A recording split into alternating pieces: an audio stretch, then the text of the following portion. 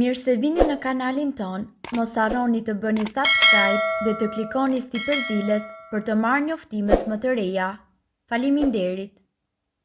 Nëse goja ju vjen erë të keqe, bëni këtë dhe largoheni për 5 minuta. Në të vërtetë, disa nga ushqimet më të mira mund të shkaktojnë erë të keqe të gojës. Sigurisht që kjo nuk do të thotë se ju duhet të ndaloni së ngrëni këto prodhime të shëndetshme, por thjesht jeni të vetëdijshëm për këtë gjë, në mënyrë që të mund të merrni masat e duhura. Mishi. Bakteret e duan proteinën që mishi përmban, ndërkohë që ju konsumoni mish, përbërjet e amoniakut çlirohen duke shkaktuar erë të keqe. Peshku. Peshku dhe variantet e konservuara të tij përmbajnë shumë proteina të cilat tashmë e dimë që mund të shkaktojnë një erë të pakëndshme. Një tjetër faktor mundet që të jetë edhe përbërja e quajtur trimetilamina, e cila mund të qëndrojë në gojë duke shkaktuar një aromë tepër të pakëndshme. Bulmeti.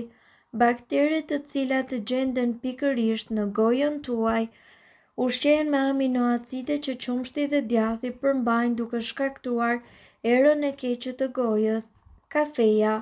Përmbajtja e lartë e acidit në kafe shkakton shtimin e baktereve të këqija në gojë, përgjegjëse për aromën e pakëndshme. Gjithashtu pijet të cilat përmbajnë kafeinë ju thajnë gojën edhe kur ju keni më pak përshtym. Krijohet një ambient ideal ku bakteret dhe kërpudhat me erë të keqe do të rriten. Agrumet. Njësoj si me kafe, nivelet e larta të acidit të gjendura pikërisht tek agrumet janë një terren shëmimi për bakteret. Për më tepër, frutat përmbajnë edhe sheqer në të cilin bakteret e këqija ushqehen dhe shtohen. Si të shmangni erën e keqe të gojës. Nëse jeni duke përjetuar erë të keqe të gojës pasi keni ngrënë këto ushqime, mënyra më e mirë për ta luftuar është pikërisht pastrimi i dhëmbëve. Pastroni dhëmbët me pe për të hequr mbeturinat e ushqimit dhe më pas lajni ato me pastë dhëmbësh. Gjithashtu, shpëlarja me solucion larës për gojën ose shpëlarja me ujë mundet që t'ju ndihmojë përkohësisht. Përtypja e çamçakëzit pa sheqer mundet që të stimulojë prodhimin e përshtymës e cila pastron grimcat e ushqimit. Ju mund të konsumoni edhe ushqime krokante, karrota ose mollë të cilat mund të gjenerojnë më shumë përshtym.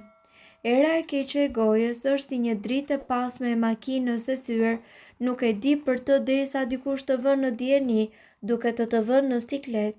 Stomatologët pohojnë se kjo është një gjë mos e normale në mëngjes, por nëse ju mban erë goja, thuajse gjatë kohës mund të jetë shenjë e ndonjë problemi. Nuk po merrni mjaftueshëm zink. Zinku është një mineral shumë i dobishëm për shëndetin e njeriut.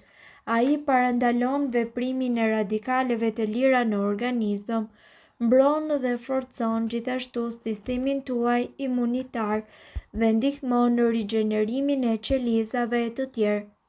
Mungesa e zinkut gjithashtu është si një nga arsyet kryesore se pse goja ju vjen erë e keqe. Kjo ndodh pasi zinku rrit nivelet e gustinës në gjak, një proteinë e cila kontribon në gjendrën e shijes. Po merrni mjekime të caktuara, ilaçet për tensionin e lartë të gjakut dhe gjithashtu ato për depresionin apo për trajtimin e alergjive munden që të kenë si efekt ansor tharjen e gojës dhe shfaqjen e erës së keqe të saj. Mund të keni diabet. Ndër shenjat e para të diabetit të tipit 2 është thatësia e gojës si pasojë e vështirësive që organizmi ka për të mbajtur nën kontroll nivelin e sheqerit në gjak në organizëm. Prandaj mos mendoni se është faj i higjienës personale. Nëse goja ju vjen erë e keqe, por shkoni menjëherë tek mjeku juaj për të bërë një kontroll më të specializuar. Largoni erën e keqe të gojës vetëm me sodë buke. Fatkeqësisht e vërteta është e hidhur. Në mëngjes, pothuajse të gjithë ne zgjohemi me një erë jo shumë të mirë të gojës. Kjo është për shkak të baktereve të cilat shumohen në gojë gjatë natës dhe që nuk ka një rrjedhje të mjaftueshme të përshtypjes për t'i larguar ashtu siç ndodh edhe me pjesën tjetër të organizmit pasi ne zgjohemi. Ky problem mund të zgjidhet lehtësisht pasi t'i pastroni dhëmbët, por ngrënia e ushqimeve të caktuara specifike si hudhra, qepët dhe ushqime djegëse mund të t'ju bëjnë përsëri që të keni erë të keqe të gojës. Përsëri kjo mund të zgjidhet lehtë me furçë dhëmbësh dhe me pastën e dhëmbëve ose me disa çamçakëza, por nëse problemi shkon më tej dhe era e keqe e gojës vazhdon gjatë ditës, atëherë është e nevojshme që ju të merrni disa masa të cilat shkojnë përtej larjes dhe pastrimit të dhëmbëve tuaj. Por jo të gjithë që kanë erë të keqe të gojës janë të vetëdijshëm se kanë këtë problem. Në fakt, reagimet e çuditshme të njerëzve kur e hapni gojën për të folur janë një sinjal, por ka edhe disa mënyra për të konfirmuar dyshimet tuaja. Mënyra shkencore është që ju të përdorni një matës për erën e gojës që matë sasinë e sulfiteve të cilat janë në frymëmarrjen tuaj.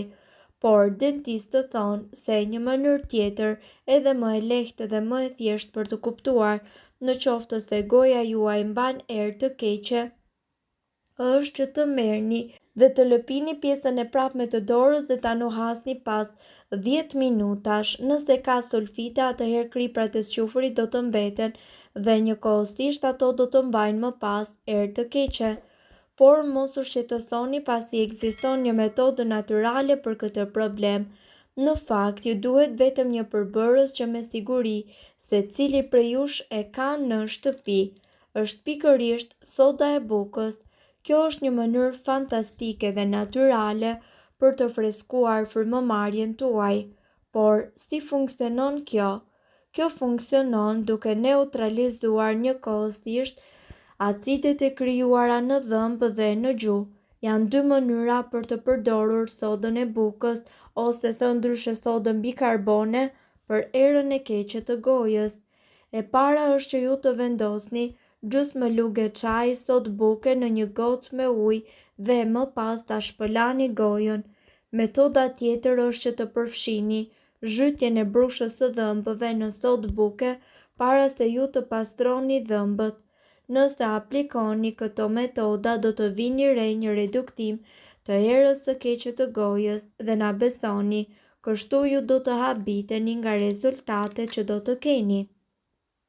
Gjithashtu, disa këshilla të cilat do të parandalojnë erën e keqe të gojës janë: mos përdorni gargar pas çdo furçe, mos flini me gojën hapur, shpëlani gojën tuaj me vaj, bëni kujdes me kafen, mos harroni të lani gjuhën dhe gjithmonë vini re se si merrni frymë. Këto janë disa nga këshillat që sipas ekspertëve do të bëjnë të mundur parandalimin e erës së keqe të gojës dhe për të patur një frymëmarrje sa më të freskët. Mirëpo duhet të dini, informacionet në këtë video kanë për qëllim të plotësojnë dhe të mos zëvendësojnë këshillat e mjekut tuaj dhe nuk kanë për qëllim të mbulojnë të gjitha përdorimet e mundshme, masat paraprake, ndërveprimet ose efektet negative.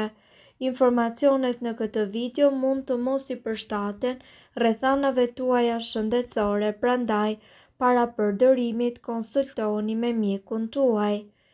Nëse ndonjë prej këtyre përbërësve ju shkakton alergji, e mira është që të mos i përdorni këto receta të mjekësisë alternative.